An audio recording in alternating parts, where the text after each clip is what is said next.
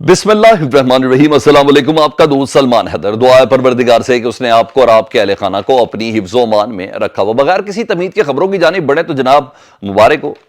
जिस तरीके से हमने प्रेडिक्ट किया था कि अब शेख रशीद साहब, जी हाँ, उनका इंटरव्यू और खबर मनीका साहब का इंटरव्यू नहीं, उनका कोई वीडियो बयान अब वो क्यों के अंदर है।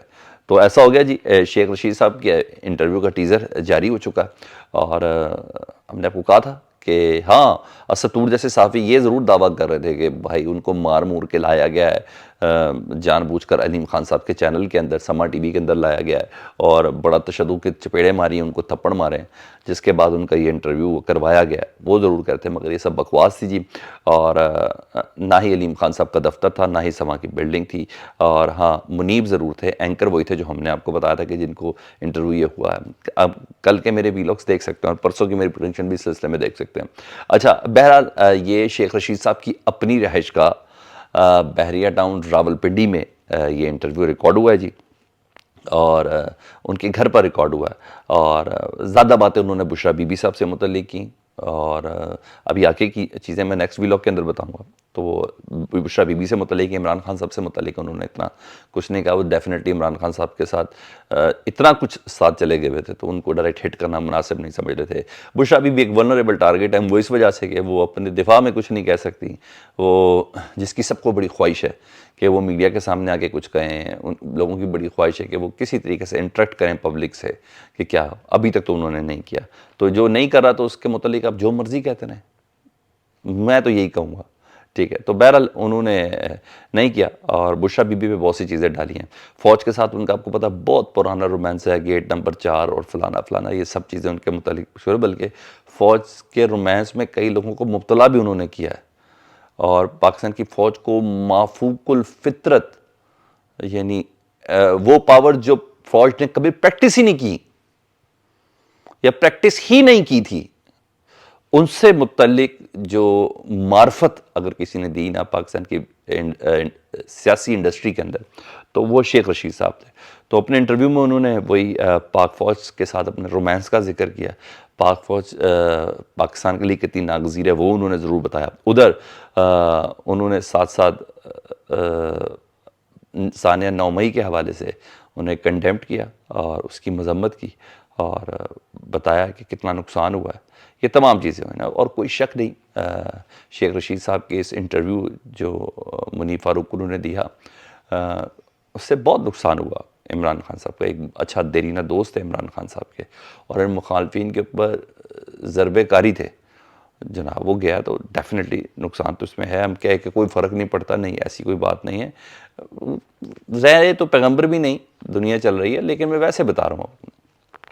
मगर क्या करें, अवाम यकीन नहीं कर रही इस इंटरव्यू का ना। अभी टीज़र्स पे मैं अब सारी बातें आपसे कर रहा हूँ, अवाम अभी यकीन नहीं कर रही। और अगर टीज़र में शेख रशीद साहब देखेला तो वो ख़ुद भी यकीन नहीं कर रहे कि वो क्या कह रहे हैं, वो ख़ुद भी यकीन नहीं कर रहे कि मैं क्यों कह रहा हूँ। तो इवन एंकर ने भी पूछा कि आपको यकीन है कि जो आप बात कर रहे हैं सच्ची है, मैं यकीन कर लूँगा। उन्होंने कहा मुझे तो लगता है आप यकीन नहीं करेंगे, लेकिन प्लीज़ आप यकीन कर लें। यानी जो बंदा इस हद तक बेबसी के साथ बोल रहा हो। तो बहरहाल हर एक की अपनी अपनी कैपेसिटी है। अब मैं आपको फिर बता रहा हूँ, खबर मनीका साहब, जी हाँ, उनका बयान भी रिकॉर्ड हो चुका है, क्योंकि उधर प्रेस कॉन्फ्रेंस नहीं करनी उन्होंने, कोई सवाल जवाब में पढ़ना नहीं है, और ना ही कोई इंटरव्यू रिकॉर्ड करवाना है, क्योंकि वहाँ भी कोई सवाल जवाब है। तो मेरा ख्याल है कि वो एक ज़बरदस्त किस्म का एक वीडियो पैगाम जो है वो जारी करेंगे उनसे मुतल्लिक, क्योंकि वो रिकॉर्ड हो गया हुआ जो ख़बरें मेरे पास हैं। और मेरा ख्याल है कि 1 या 2 दिन में नवाज शरीफ साहब की वापसी के बाद ना मीडिया की जीनत उसको बनाया जाएगा, ठीक है। यहाँ तक तो ये ख़बर है। दूसरा, उधर रवायती कार्रवाइयों का सिलसिला जारी है जी, और किसी किस्म की कोई तब्दीली नहीं, कोई रहमदिली नहीं, कोई चक्कर ही नहीं है कि किसी किस्म का कोई तरस खाया जा सके, कोई बातचीत हो सके। दूर दूर तक किसी किस्म का कोई इम्कान नज़र नहीं आ रहा जी। और पीटीआई के जो कारकुन जिनको अदालतें रिलीफ भी देती हैं, और रिलीफ मिलने के बाद फिर गिरफ़्तार कर लिए जाते हैं, और बार बार ऐसा ही हो रहा है। सनम जावेद साहब की दूसरी रिहाई हुई, रोबकार भी जारी हुए, और फिर जेल से बाहर लगे, पुलिस फिर उठा के ले गई, और इस बारी किसी नामालूम मुकदमे में उनको उठा के लेके जाया गया है, सनम जावेद साहबा को, ठीक है। ये थी।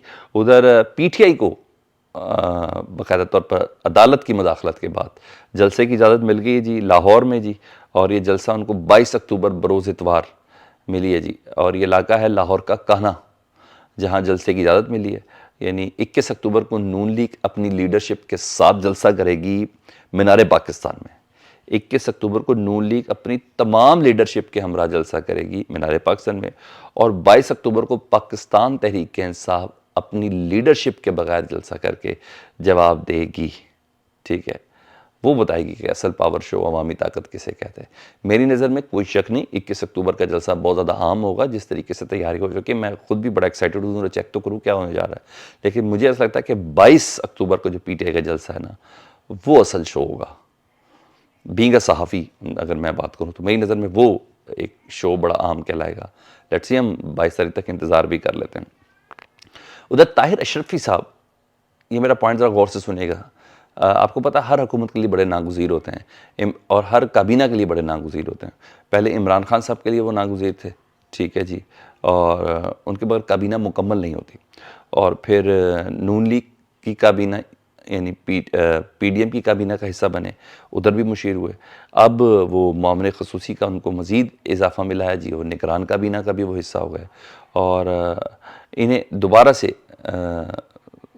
رکھا گیا. اور یہ مڈل ایسٹ اور سعودی عرب کے جو تعلقات ہیں نا اس کے لیے ان کو استعمال کیا جاتا ہے. پھر رپیٹ کروں گا، مڈل ایسٹ اور سعودی عرب کے تعلقات کے سلسلے میں طاہر اشرفی صاحب کو استعمال کیا جاتا ہے، اور بڑے اچھے تعلقات ہیں ان کے.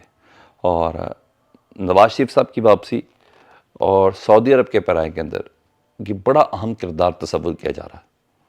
بس میں اتنا ہی کہنا ہے، اس سے آگے نہیں جانا میں نے. ہاں بس اتنا میں نے آپ کو بتانا ہے، یہ کردار بڑا اہم تصور کیا جا رہا ہے. باقی آپ خود تھوڑے عرصے بعد چیزیں سامنے بھی آنا شروع ہو جائیں گی، لیکن اتنا میں آپ کو بتاؤں یہ ہے. اچھا، اور کل میں نے آپ کو کہا تھا کہ پشاور ہائی کورٹ کے فیصلے کے اوپر کو جب ختم کیا گیا سپریم کورٹ کی طرف سے کہ ایک شخص کے پاس اگر ایک چیز کی ضمانت ہے، ایک کیس کی ضمانت ہے، اس کو کیسے کسی دوسرے کیس کے اندر اگر ایک شخص گرفتار ہے ایک کیس میں تو پھر کیسے اس کو دوسرے کیس میں گرفتار کیا جا سکے. تو سپریم کورٹ نے حکم دے دیا کہ نہیں، اس کو دوسرے کیس میں بھی گرفتاری ڈالی جا سکتی ہے. تو میں نے کہا تھا اب کے پی کے میں وہ تحائف ملیں گے جو استحکام پاکستان پارٹی کو پنجاب میں مل رہے تھے نا، ایک کے بعد ایم پی کو تحت بند، اور یہ ابھی میں نے صنم جاوید والے قصے بھی سنا دیا آپ کو. ایسے کافی لوگ تھے. تو اب کے پی کے اندر بھی گرفتاریاں شروع ہو جائیں گی. اور پھر ایسا ہی ہو گیا جی، ہماری یہ بات بھی درست ہوئی، خبر درست ہوئی جی. اور صوبائی وزیر کامران بنگش جی، سابق صوبائی وزیر، ان کو گرفتار کر لیا گیا. ویسے تو تمام ایف آئی آرز میں ان کے پاس ضمانتیں تھیں، لیکن ابھی تک یہ نہیں پتہ ان کو کس کیس میں اٹھایا گیا. تو پشاور ہائی کورٹ نے یہ روکا ہوا تھا سارا معاملہ. اب یہاں سے پرویز خٹک صاحب کو تحفے دیے جائیں گے. کے پی کے میں پرویز خٹک صاحب کو کرنا ہے نا مضبوط، اور یہاں استحکام پاکستان پارٹی کو کرنا، پھر کہیں نہ کہیں کچھ نہ کچھ جوڑ توڑ تو چل ہی رہا ہے. تو یہاں سے ان صاحب کو آگے ذرا لے کے جایا جائے گا. پرویز خٹک صاحب کو یہاں سے مضبوط کرنا ہے پی ٹی آئی کو توڑنے کے لیے. تو یہ چیزیں ہیں. تو دیکھیں اب تک یہ پریس کانفرنس کرتے ہیں کیا ہے. اب تو مزہ بھی نہیں آیا ان سب چیزوں کا. جن کا تھا وہ ابھی تک اڑے ہوئے. میں پرویز الہی وغیرہ صاحب تک کی بات کر رہا ہوں. اچھا، ادھر جوڈیشل کمیشن نے جسٹس عرفان سادات خان کو منتخب کر لیا. قاضی فائز عیسیٰ صاحب نے ان کا، چیف جسٹس قاضی فائز عیسیٰ صاحب نے ان کا نام ریکمینڈ کیا تھا. ان کو ایلیویٹ کر دیا گیا جی. اب یہ سپریم کورٹ کے 16ویں جج بن گئے. ٹھیک ہے، یہ acting chief justice Sindh high court تھے عرفان سادات خان، اور یہ ہو گیا. تو لو اب ایک اور رہ گئی، یعنی آخری سیٹ رہ گئی. 17 ججز کی گنجائش ہے. اس میں کہا جا رہا ہے کوئی وکیل برادری میں سے کوئی ہوگا. سلمان اکرم راجہ بھی کہا جا رہا ہے، اور کہا جا رہا ہے کہ موجودہ اٹرنی جنرل، ان دونوں میں سے کوئی جج بن کے سپریم کورٹ میں آ سکتا ہے. اپنا بہت خیال رکھیں. اللہم صلی علی محمد و علی محمد.